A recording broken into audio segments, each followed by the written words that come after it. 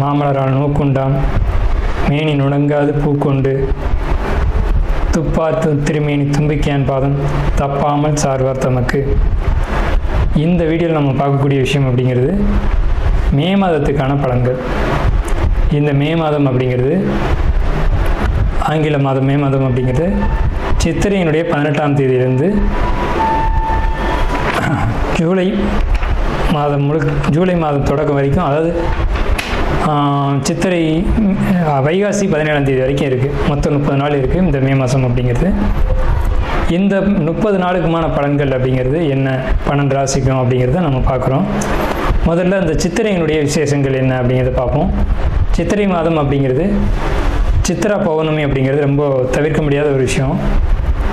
சித்ரா பௌர்ணமி அப்படிங்கிறது சித்திரை 17 அன்று வருது. சித்திரை 17 அப்படின்னு எடுத்துக்கிட்டிங்கன்னா சித்திரை 18 வரைக்குமே பௌர்ணமி இருக்கும். சித்திரை 18 தான் மே மாதத்தினுடைய முதல் நாள். அப்போ இந்த மே மாதம் தொடங்கிறது சித்ரா பௌர்ணமியில் தான் தொடங்குது. ஸோ இந்த மே மாதம் மிகுந்த சிறப்பு வாய்ந்த மாதம் அப்படிங்கிறத நம்ம தெரிஞ்சுக்கணும். இந்த மாதத்தினுடைய கிரக நிலைகள் அப்படிங்கிறது ரொம்ப ரொம்ப ரொம்ப விசேஷமாக இருக்குது. என்ன விசேஷமாக இருக்குது அப்படின்னு கேட்டிங்கன்னா, மேஷத்தில் வழக்கம் போல் எல்லா சித்திரை மாதத்திலும் சூரியன் உச்சமாக தான் இருப்பார். ஆனால் இந்த வருடம் மட்டும் செவ்வாய் ஆட்சி பலம் கொண்டு அதே வீட்டில் இருக்கார். அதே மாதிரி ரிஷபத்தில் புதனும் சுக்கிரனும் 2 நட்பு கிரகங்களும் இணைஞ்சு ஒரு அற்புதமான ஒரு நிலையில், சிம்மத்தில் கேது, அடுத்த நிலையில் பார்த்திங்கன்னா மிதுனத்தில் குரு, அவர் வந்து இந்த மாதத்தில் கடகத்தை நோக்கி பயணிப்பார். அதே மாதிரி கும்பத்தில் ராகு, மீனத்தில் சனி. இந்த மாதிரியான விசேஷம் கொண்ட ஒரு கிரக அமைப்புகள் இந்த மே மாதத்தில் அமைஞ்சிருக்குது அப்படிங்கிறது 12 ராசிக்குமே ரொம்ப ரொம்ப ரொம்ப சிறப்பான பலன்களை கொடுக்க இருக்குது. என்ன அப்படின்னு கேட்டிங்கன்னா, 2 சுப கிரகங்கள் அதாவது ஒரு சுப ராசியில், ரிஷபம் அப்படின்றது விசேஷமான ராசி, அங்கே புதனும் சுக்கிரனும் இணைஞ்ச மாதிரி ஒரு மாதம் பிறக்குது அப்படின்னாலே அது விசேஷம்தான். சரி, என்ன மாதிரியான நல்ல பலன்கள் நடக்கும் அப்படிங்கிறத நம்ம பார்ப்போம். இந்த சித்ரா பௌர்ணமியினுடைய விசேஷங்கள் என்ன அப்படின்னு பார்த்தீங்கன்னா, சித்ரா பௌர்ணமி அன்னைக்கு தான் சித்திரகுப்தனுடைய வழிபாடு நடக்கும். சித்திரகுப்தன் அப்படிங்கிறது யாருன்னு கேட்டிங்கன்னா, யமனுடைய பிஏ, அதாவது அசிஸ்டன்ட். இவர் தான் பாவ புண்ணிய கர்மா கணக்குகளை கையில் வச்சக்கூடியவர். ஸோ இவர் வழிபடக்கூடிய நாள் தான் சித்ரா பௌர்ணமி. அது மட்டும் இல்லாது ஒவ்வொரு குடும்பத்திலையும் அந்த குடும்பத்தினுடைய கன்னி தெய்வங்களை வழிபாடு பண்ணக்கூடிய மாதம்தான் சித்ரா பௌர்ணமி. சித்ரா பௌர்ணமி என்று விசேஷமாக அவங்கவுங்க குடும்பத்தில் கன்னி தெய்வங்களை எடுத்து வழிபாடு பண்ணுவாங்க. நம்ம வேணால் கன்னி தெய்வங்களுடைய வழிபாடு எப்படி அப்படிங்கிறத ஒரு தனி வீடியோவை கூட கொடுப்போம். ஸோ கன்னி தெய்வ வழிபாடு அப்படிங்கிறது ரொம்ப விசேஷமானதும் கூட, முக்கியத்துவம் வாய்ந்ததும் கூட. இதில் சித்திரகுப்தனுடைய வழிபாடு ரொம்ப ஒரு அவசியமான விஷயம். அதே மாதிரி திருவண்ணாமலை கிரிவலம், அவரவருடைய குலதெய்வ வழிபாடு. இதில் வந்து ரொம்ப குறிப்பிட்டு பேசணும் அப்படின்னா அன்னதானம் கொடுக்கறது. இந்த சித்திரை மாதத்தினுடைய ஒரு உக்கிரமான காலகட்டத்தில் அன்னதானம் கொடுக்கறத காட்டிலும் வந்து நீர்மோர் கொடுக்கறது, தாகத்துக்கு தண்ணீர் கொடுக்கறது, இதெல்லாம் ரொம்ப ரொம்ப விசேஷம்.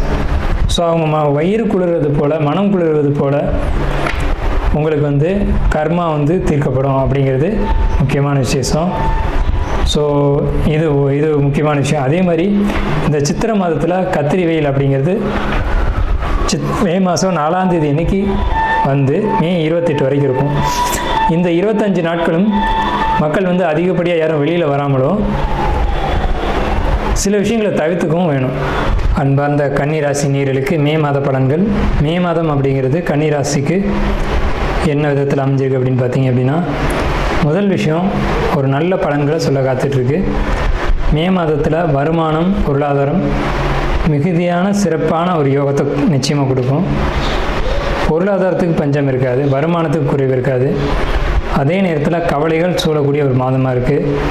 கவலைகள் அப்படிங்கிறது என்ன விஷயத்தில் அப்படின்னு கேட்டிங்கன்னா, குழந்தை சம்மந்தப்பட்ட விஷயங்கள், ஜாப் சம்மந்தமான விஷயம், திருமணம் சம்மந்தமான விஷயம். இது 3ம் பாதி ஒரு கவலையை கொடுத்துரும். ஆனால் இது 3 சம்மந்தமாகவும் நீங்கள் கவலைப்பட வேண்டிய அவசியம் இல்லை. என்னன்னு கேட்டிங்கன்னா, உங்களுக்கு காதல் பற்றி ஒரு கவலை இருக்குது, உங்களுக்கு ஜாப்பில் மற்றவங்க தொந்தரவு கொடுக்குறாங்கன்ற கவலை இருக்குது, உங்களுக்கு திருமணம் நடக்குமா, அதுலேயும் குறிப்பாக காதல் திருமணம் நடக்குமான்ற ஒரு கேள்வி இருக்கும்.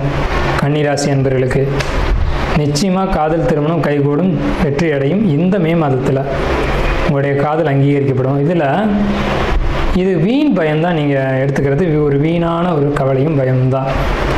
சில சட்டவிரோதமான விஷயங்கள் உங்களுக்கு பாதிப்புகளை ஏற்படுத்தலாம். ஒன்றும் இல்லை, இப்போ ஒரு உதாரணத்துக்கு சொல்லணும் அப்படின்னா, இப்போ ஒரு வெஹிக்கிளில் போகிறீங்க, ஹெல்மெட் இல்லை அப்படின்ற பட்சத்தில் ஃபைன் போடலாம். இந்த மாதிரியான பாதிப்புகள் தான் இருக்கே தவிர நீங்கள் பயப்பட முடியாத பெரிய அளவில் பாதிப்புகள் இல்லை. லக்னாதிபதி 9 அமைஞ்சு 2ஆம் அதிபதி 9 அமைஞ்சது அப்படிங்கிறது உங்களுக்கு வருமானம் மிகுதியாக வரும். ஜாபில் அல்லது தொழிலில் நீங்கள் தொழில் பண்ணக்கூடிய விஷயமும் உங்களுக்கு வெற்றியை கொடுக்கும், ஜாப் பண்ணக்கூடிய விஷயமும் வெற்றியை கொடுக்கும்.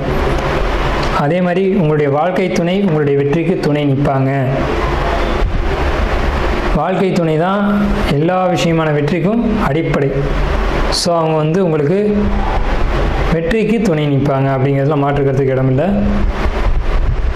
உங்களுக்கு ஜாப் சம்மந்தமான ஒரு எண்ணங்கள் இருக்குது அப்படின்னா, அதுவும் ஐடி துறையோ அல்ல வெளிநாட்டு சம்மந்தமான ஜாப் முயற்சி பண்ணிடுறீங்க அப்படின்னாலோ இந்த காலகட்டம் உங்களுக்கு ஏற்ற காலகட்டம். ஆனால் ஒரு சின்ன விஷயம், உங்களுடைய சுய ஜாதகம் அதுக்கு சப்போர்ட் பண்ணுதா அப்படிங்கிறத பார்த்துங்க. அதாவது சுய ஜாதகம் அப்படின்றது நீங்கள் பிறந்த காலகட்டத்தில் எந்த ஜாதகம் அது சப்போர்ட் பண்ணுதான்றதை பார்த்துக்கோங்க.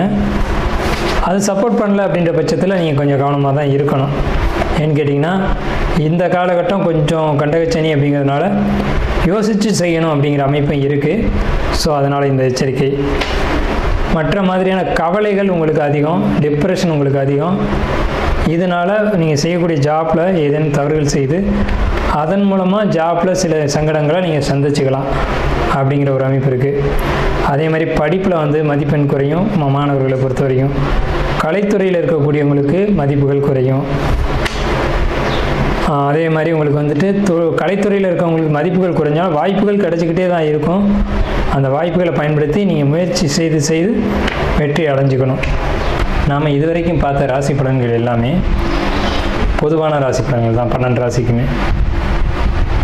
இப்போது உங்களுடைய தனிப்பட்ட பிறப்பு ஜாதகம் அப்படிங்கிறது உங்கள் ஜாதகத்தில் தனிப்பட்ட பலன்களை கையில் வச்சுருக்கோம்.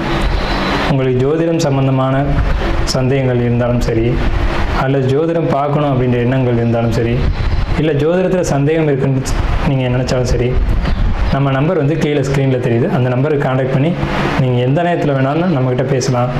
இல்லை ஜாதகம் பார்க்கணும் அப்படின்னாலும் நீங்கள் அப்பாயின்மெண்ட் வாங்கிட்டு எப்போ வேணாலும் நம்மளை கான்டாக்ட் பண்ணி ஜாதகம் பார்த்துக்கலாம். நன்றியும் வாழ்த்துக்களும். வாழ்க வளமுடன்.